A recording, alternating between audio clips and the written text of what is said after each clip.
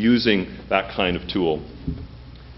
And the fourth level is tradition, or what our faith community, how it's responding. So for me in the United Church, how have people in my faith community responded to this issue? And I look back, and in the 60s we were responding on nuclear issues, energy issues in the early 70s, rethinking the texts around creation and a different perspective, so on, involved with the Kyoto discussions and the World Council of Churches and so on.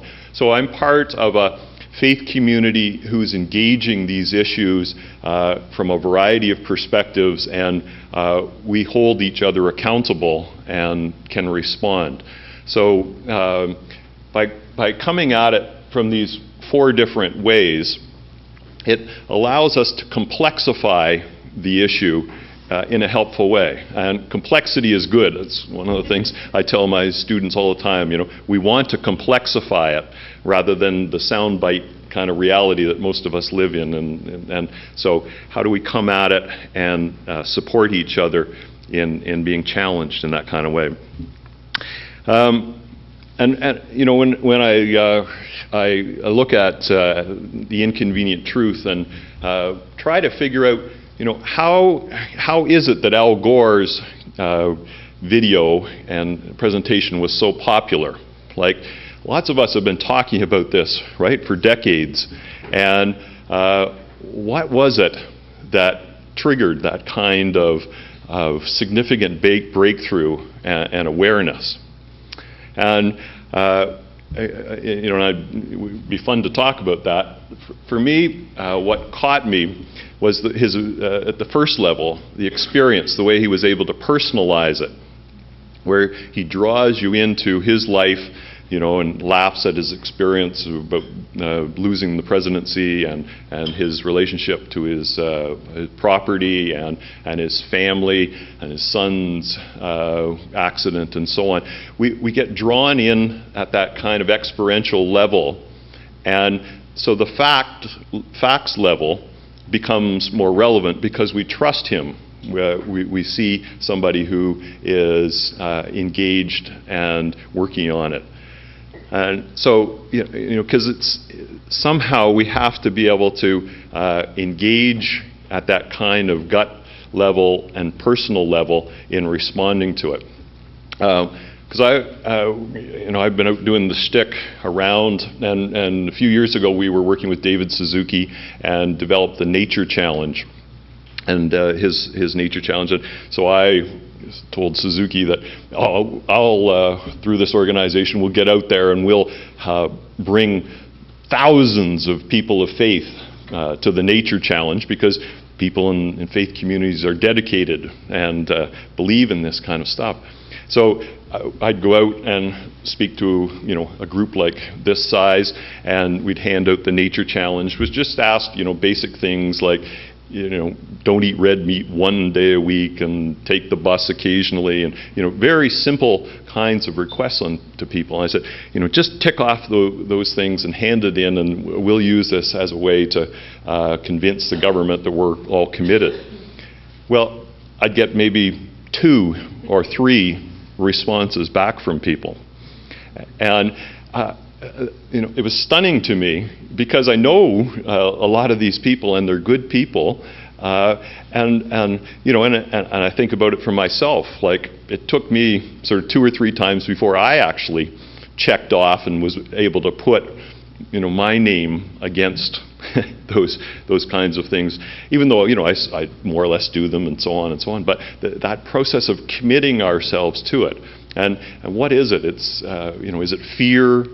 Is it that what Homer Dixon talks about, that denial?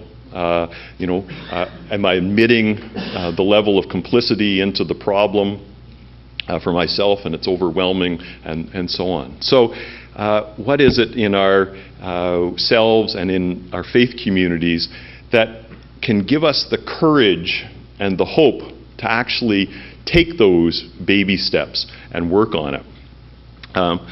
As Diana introduced, faith in the common good has been a a growing kind of network of different faith communities engaged across the country on these kinds of issues and trying to find our way into how to address it.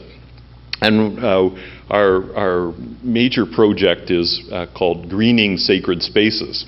And we've worked on that because it offers the practical side as well as the green theology, the broader understanding, things that Heather was talking about yesterday, a new cosmology, a new way of understanding. But we found, after the Suzuki experiment, that we needed to actually demonstrate to people that change is possible, and to work with them in changing the light bulbs in their worship spaces, caulking around the windows, and doing energy audits. And so that combination of the practicality and the spiritual reasons has had some effect. And we're working with 100 faith communities this year in just kind of walking through those kinds of baby steps that then has the multiplier effect. I'll give a couple examples of that.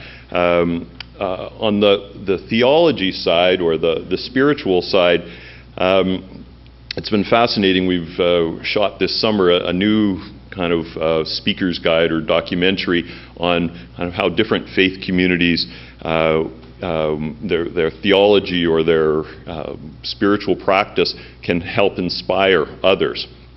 And so as we were shooting this, I was asking the questions of people of, how does your faith tradition help us in this time of crisis?